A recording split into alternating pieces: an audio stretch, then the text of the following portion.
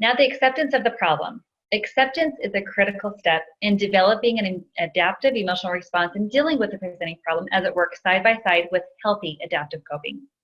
Begin by accepting the problem for what it is. Acceptance is when one has become aware of a certain truth or reality, acknowledging what is and being okay with it.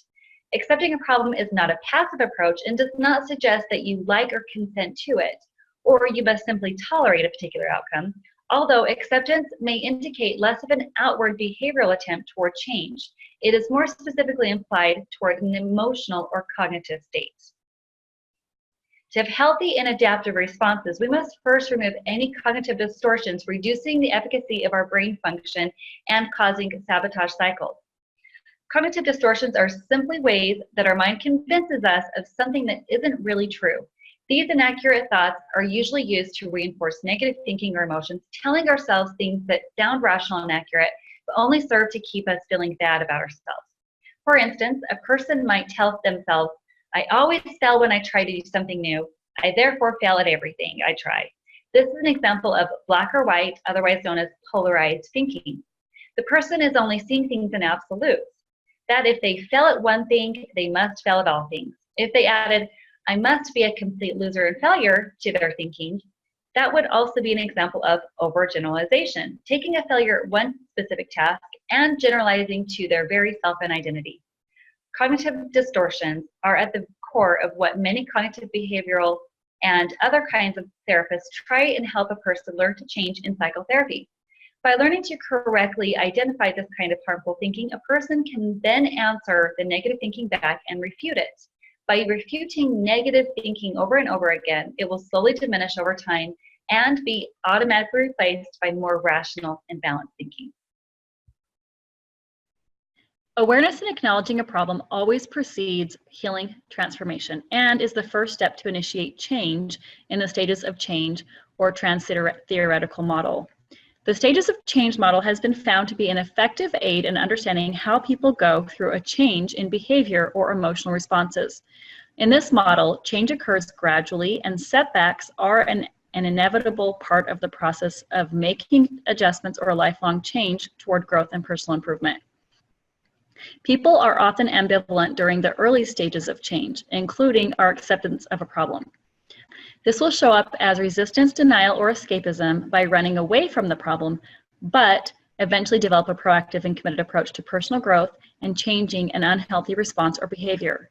The power of acceptance moves us from the attitude of being unwilling to change or resistant to a problem that would impel reactive behaviors to a more neutral stance that would enable clear and rational thinking.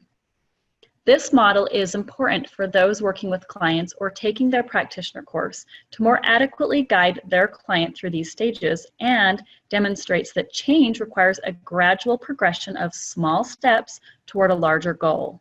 Individuals move through a series of stages of change as they progress in modifying problem behaviors and maladaptive emotional responses. Each stage requires certain tasks to be accomplished and certain processes to be used in order to achieve change.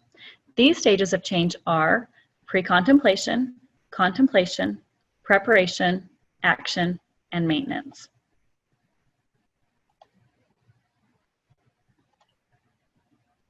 Stages of change may often be characterized by ignorance or denial of a problem. When we or others are in this stage, we often believe we are bound to a current state or circumstance, or that we have no control over our circumstances. We might believe it is either other people's fault, or we have no control over our situation or behavior. In some cases, people in this stage do not understand that their behavior is damaging or may be uninformed about the consequences of their actions. During the pre-contemplation stage, people are not yet ready to consider change or give up the comfort of the familiar for something better, therefore improving the outcome. Far too many of us are desperately in need of help and healing, and may even spend years lamenting over our problems or crying out for help, yet unsure how or unwilling to change our circumstances or seek proactive ways to do something about it. When doing so, we maintain the victim stance, typically due to rigid and stubborn behaviors, usually from inherited beliefs, such as avoidance or denial, rather than accepting or confronting the truth. When the cost is too high, it could motivate the need for change. Pain is a powerful teacher. We have all witnessed the efficacy of first demonstrating the desire and a willingness to change, and once we can admit there is a problem to address, we can then move into solutions effectively and discover helpful resources to support the healing process. Otherwise, we are guaranteed to remain stagnant, powerless, and unhappy. If we never acknowledge or accept what we're doing to contribute to the problems in our lives, we're bound to keep repeating them. We may all recall a time when we experienced this type of paralysis, known as the freeze response, from the adrenaline's fear state and the primitive brain's reactive states of fight, flight, or freeze responses. Denial is a protection mechanism to avoid facing change, consequences, or pain, and sometimes harsh realities of the truth that may be faced. Therefore, it is an avoidance tactic, which is a common coping strategy to anesthetize ourselves from the pain, as perhaps a conscious or unconscious refusal to accept the facts or present reality. Unfortunately, denial can cause us to place blame on others for the wrongs in our life and deny our power and ability to make the changes in our own life or take responsibility for what we're doing wrong. As we've discussed, empowerment comes via accountability. Pain is inevitable. We have the choice to remain trapped in denial or choose to confront the inevitable and accept the growing pains that come with change. The excuses we tell ourselves are disguised as self-sabotage. When the pain of being stuck in denial becomes greater than the pain to accept the truth, we will abolish all excuses and initiate steps toward change, searching for a way out or solution. When in the contemplation stage of change, we're often stuck at a mediocre level of satisfaction and may ignore what we really need in order to give up old behaviors to be happy. When we begin taking direct action toward achieving a goal and modify our behaviors related to the problem, do not be misled that change is a quick, overnight process or that there is a magic pill.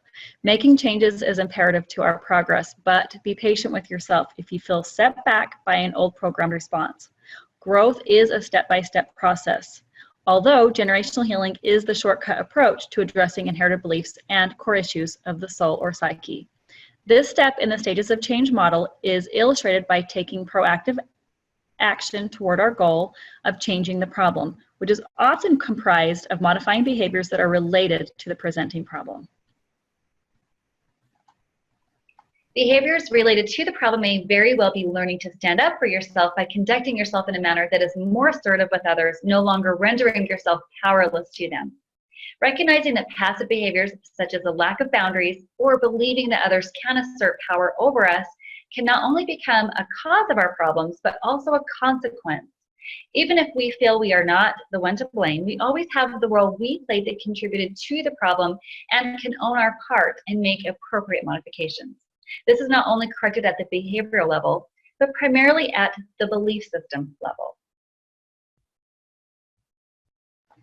Each of these definitive steps are vital to our success, and the reinforcement of support, rewarding, and acknowledging oneself is helpful to maintain positive steps toward change.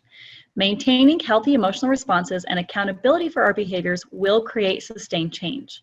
Maintenance also requires self-care and is an expression of taking action towards practicing and demonstrating positive change and love for oneself. Self-care is not a matter of time, as many would argue. It is, however, an issue related to self-love and discipline and will prevent burnout, escaping to unhealthy habits or maladaptive behaviors that result in time and energy management. Always putting out more fires rather than preventing them through self-care. This is an effective means to live a more evolved and fulfilling life. Reward yourself when you successfully avoid engaging in old behaviors, and remember that progress is gradual.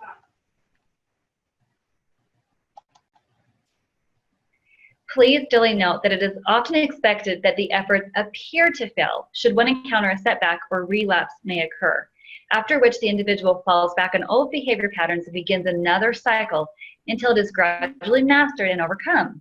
It is only reinforcing the new healthy programming as an attempt to test the waters once again to see if it still has any power or charge over us. If the emotional charge, or should the old programming be finally neutralized and the desire to overcome the old faulty programming, rest assured you are back on course and 3/4 of the way there. We are always being stretched again and again in old patterns as a means to ascend the problem and reach elevated levels of self-mastery. Now let's determine your level of readiness for making positive change and necessary adjustments to achieve your desired outcome. On a scale of 1 to 10, 1 being the lowest and 10 being the highest, what level of commitment to your growth and individual advancement are you? Do you recognize any of your own ambivalence or hesitation, such as procrastination, denial, or resistance to making necessary changes to your life, including negative behaviors and poor coping choices as outlined in this model, that would interfere with your desire to overcome your presenting problem and achieve a better outcome? If you answered yes, describe some of your hesitations or resistance. Are you aware of any of your behaviors or responses that you have initiated or contributed to your presenting problem? And if so, list one or more. Are you still unaware of how you could be contributing to this presenting problem? Are you putting off making necessary changes that could otherwise help you solve or resolve the issues you face related to your presenting problem? If so, are you afraid that the effort may not be worth it? Have you been able to accept the problem for what it is, or at least make peace with it? What actions, if any, have you already taken toward achieving your desired outcome in an effort to work through your chief problem?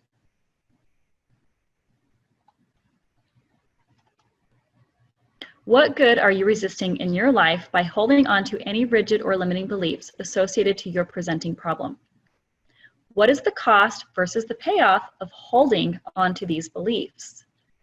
What would you desire in the place of these unwanted limitations instead? This will ultimately determine your commitment to your personal success.